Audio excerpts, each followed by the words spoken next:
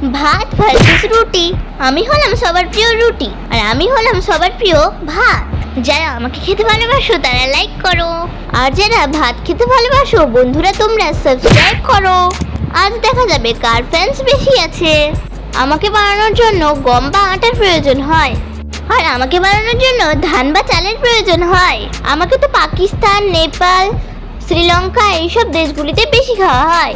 আরে আমি তো বাঙালিদের প্রিয় খাদ্য, তাই আমাকে ভারতের পশ্চিমবঙ্গ, আসাম, বাংলাদেশ ও চীনের কিছু কিছু অংশে খাওয়া হয়। আমার তো উৎপত্তি হয়েছে ভারতীয় উপমহাদেশে। আর তোর? আরে ভাই, আমারও তো উৎপত্তি হয়েছে ভারতীয় উপমহাদেশে।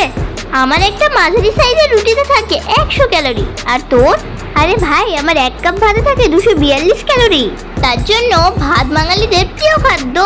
তো বন্ধুরা, তোমাদের কোনটি প্রিয়, ভাত নাকি রুটি, সেটি কমেন্টে জানাও।